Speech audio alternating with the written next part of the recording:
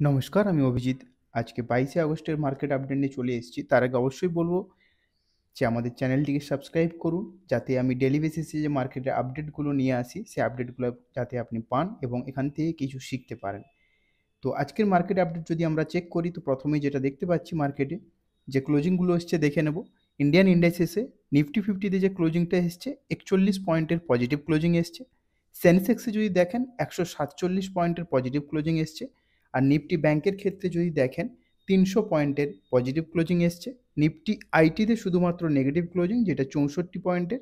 BSc small ক্যাপের ক্ষেত্রে যদি দেখেন 261 পয়েন্টের পজিটিভ ক্লোজিং এসছে। এরপর যদি অ্যাডভান্স ডেডলাইন চেক করেন, এখানে দেখতে পাচ্ছি 1461টা অ্যাডভান্সে ক্লোজিং এসছে, 917টা স্টকের ডেডলাইন ক্লোজিং এসছে। এরপর যদি আমরা অ্যাডভান্স ডেডলাইন চেক করি রেশিও হিসেবে, ইকুয়াল ওয়েটেজ হিসাবে যদি নিফটি ফিফটিতে চেক করি, তাহলে 25টা স্টকের পজিটিভ ক্লোজিং, বাকি 25টা স্টকের নেগেটিভ ক্লোজিং এসছে। এরপর যদি আমরা ব্যাঙ্ক নিফটির ক্ষেত্রে চেক করি, সেখানে 10টা স্টকের পজিটিভ ক্লোজিং এসছে, 2টো স্টকের নেগেটিভ ক্লোজিং এসছে। আচ্ছা, এরপরে আমরা চার্ট ভিউতে চলে যাব। চার্ট ভিউতে যদি দেখি আমরা টেকনিক্যাল যেটা রয়েছে সেটা চেক করব। তো সেখানে আমরা যেটা দেখতে পাচ্ছি, প্রথমেই নিফটি ফিফটির যদি চার্ট আমরা আজকে চেক করি, যদি 15 মিনিটসের চার্টে আমরা দেখি, মার্কেটে সেরকম কোনো আজকে বড় মুভমেন্ট হতে দেখা যায়নি। মার্কেট অনেকটা গ্যাপ আপ ওপেনিংয়ের সাথে আজকে ওপেন হয়েছে। ওপেন হওয়ার পরে যদি মার্কেটে দেখেন, এখানে সেম একই জোনে মার্কেট আজকে হোল্ড হয়েছে, কোনো রকম বড় সেরকম মুভমেন্ট আসেনি। কিন্তু যে দরকারটা ছিল,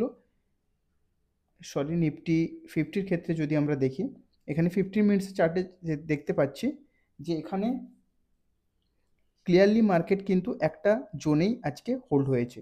নিফটি ফিফটিতে যদি দেখেন, তাহলে এই হচ্ছে যে জোনটা রয়েছে, এই জোনের মধ্যেই মার্কেটে আজকে যা কিছু মুভমেন্ট এসছে এই জোনের মধ্যে এসছে। এখানে যদি দেখেন 24,800 থেকে 24,850, মানে এই 50 পয়েন্টে যে জোন ছিল সেখানেই মার্কেটে ক্লোজিং এসছে।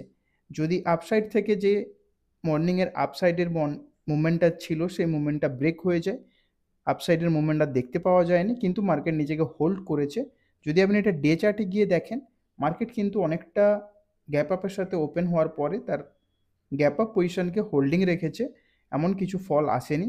কিন্তু মার্কেটকে যদি কন্টিনিউয়াসলি আপনি ডে চার্টে দেখেন, তাহলে মার্কেট কিন্তু কন্টিনিউয়াসলি একটা আপ ট্রেন্ডের মধ্যে আছে। রেগুলার যদি আপনি দেখেন যে মুভমেন্টটা শুরু হয়েছিল আগস্টের 16 তারিখ থেকে, সেটা কিন্তু কন্টিনিউয়াসলি এখনও ডে বাই ডে এগিয়ে চলছে। তো আপসাইডে কিন্তু 25,000 লেভেল এখন খুবই সামনে। 25,000 লেভেল যদি ব্রেক হয়, তাহলে কিন্তু 25,500 বা 25,600 লেভেল আমরা আবার দেখতে পাবো। তো এখন নিফটির ক্ষেত্রে যেটা ইম্পর্টেন্ট লেভেল আপসাইডে, সেটা হচ্ছে 900 লেভেল। 900 লেভেল যদি ক্লিয়ার হয়, তাহলে কিন্তু 966 বা 950 লেভেল খুবই ক্লোজিং একটা লেভেল রয়েছে। আর যদি এই জোনটা যদি ক্লিয়ার হয়, যেটা 25,040 বা 25,050 লেভেল, এটা ক্লিয়ার হলে কিন্তু আপ সাইডে 200-300 পয়েন্ট, মানে 25,500 বা 25,600 লেভেল ইমিডিয়েট দেখা যেতে পারে। ডাউন সাইডে যদি আপনি দেখেন, ডাউন সাইডে কিন্তু 800 একটা ভাইটাল জোন, আজকে যেভাবে মার্কেট হোল্ড করেছে 800 লেভেলকে, তো 800 একটা ভাইটাল এখন support zone, immediate support zone. 800 যদি ব্রেক হয়, তাহলে কিন্তু 24,750 বা 730-এর লেভেল মার্কেট টেস্ট করতে পারে। তার নিচে যদি দেখেন 24,684 বা 650-এর লেভেল কিন্তু মার্কেটে আসতে পারে। এবং থার্ড যেটা সাপোর্ট জোন থাকবে, সেটা হচ্ছে 24,600 লেভেল।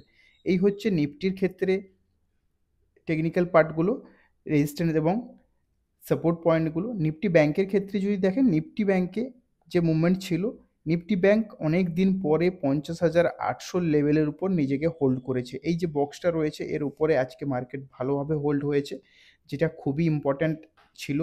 তো 50,000-এর ওপর যদি আজকে দেখেন, 51,000-এর ওপর যদি ক্লোজিং আসতো, তাহলে আরও ভালো হতো, কিন্তু ক্লোজিংটা আসেনি, যেটা একটা চিন্তার বিষয়। হয়তো আবার একটা ফল দেখা যেতে পারে। তবে নিচের সাইডে যদি দেখেন আপনি, সাপোর্ট লেভেল যদি দেখেন, তাহলে কিন্তু এই যে লেভেলটা রয়েছে, এটা একটা ইম্পর্ট্যান্ট লেভেল। যদি 800 লেভেল ব্রেক হয়, তাহলে কিন্তু ডাউন সাইডে আবার সেই সেম জোন, যেখানে 50,600 থেকে 50,400 লেভেল কিন্তু মার্কেট আবার টেস্ট করতে পারে। এটা একটা ইম্পর্ট্যান্ট যে জোন রয়েছে। এছাড়া আপনাকে বলবো, ডাউন সাইডে কিন্তু যদি ছোট একটা রেজিস্ট্যান্স সাপোর্ট জোন দেখেন, তাহলে কিন্তু 500 লেভেল, মানে এখানেও কিন্তু একটা লেভেল রয়েছে, যেটা আপনার হচ্ছে 600 এই যে লেভেলটা রয়েছে 650, 600 জোনও কিন্তু মার্কেট নিজেকে একবার টেস্ট করতে পারে। এটা একটা ইম্পর্টেন্ট সাপোর্ট জোন মার্কেটের ক্ষেত্রে। 800, 850 পরে যদি দেখেন 650 লেভেল একটা ইম্পর্টেন্ট সাপোর্ট জোন হতে পারে। তারপরে যদি দেখেন মার্কেটে যে সাপোর্ট জোনটা হচ্ছে সেটা হচ্ছে 50,471 থেকে 50,300 লেভেল, এটা একটা ইম্পর্টেন্ট সাপোর্ট জোন।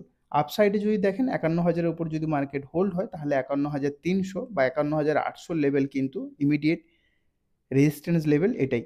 51,800 যদি ব্রেক হয় তাহলে কিন্তু আমরা আপসাইডে আরও বড় মুভমেন্ট দেখতে পাবো, যেটা 52,100 বা 200 লেভেল। আপসাইডে যে রেজিস্ট্যান্স জোন দেওয়া রয়েছে এগুলো খুবই ইম্পর্ট্যান্ট রেজিস্ট্যান্স, যেটা 52,128 থেকে 346-এর জোন। তার ওপরে যদি দেখেন 52,691 থেকে 822-এর জোন, এবং তার ওপরে যদি দেখেন 53,253 থেকে 53,340-এর জোন। এই লেভেলগুলো কিন্তু খুবই ইম্পর্ট্যান্ট লেভেল নিফটি ব্যাংকের ক্ষেত্রে। নিফটি ব্যাংক অনেক দিন পরে 50,800 লেভেল ব্রেক করেছে এবং নিজেকে হোল্ড করেছে। তো এখন ইম্পর্ট্যান্ট যেটা, যদি এখান থেকে কোনো রকম ফল না আসে তাহলে কিন্তু আপসাইডে বড় মুভমেন্ট আমরা নিফটি ব্যাংকে আশা করতে পারি। তো এই ছিল আজকের মার্কেট আপডেট। যদি আপনি স্টক মার্কেট শিখতে চান তাহলে এই বুকটা অর্ডার করতে পারেন। আমাজনের লিঙ্ক আপনি ডেসক্রিপশানে পেয়ে যাবেন। আমাজন, ফ্লিপকার্ট দুটো জায়গাতেই অ্যাভেলেবেল আছে। বুকটা আপনি পড়লে মার্কেটের সম্বন্ধে সমস্ত রকম নলেজ আপনি পাবেন। এখানে যে কোনো ব্যক্তি জিরো নলেজ রয়েছে মার্কেটের ব্যাপারে সে সমস্ত কিছু শিখতে পারবে। তো লিঙ্ক ডেসক্রিপশানে পেয়ে যাবেন। এছাড়া আপনাদেরকে রিকোয়েস্ট করব চ্যানেলটিকে অবশ্যই সাবস্ক্রাইব করুন এবং শেয়ার করুন। যারা এই টেকনিক্যাল পার্টগুলো শিখতে চায় তাদেরকে শেখার জন্য ভিডিওগুলো শেয়ার করে দিন। Thank you.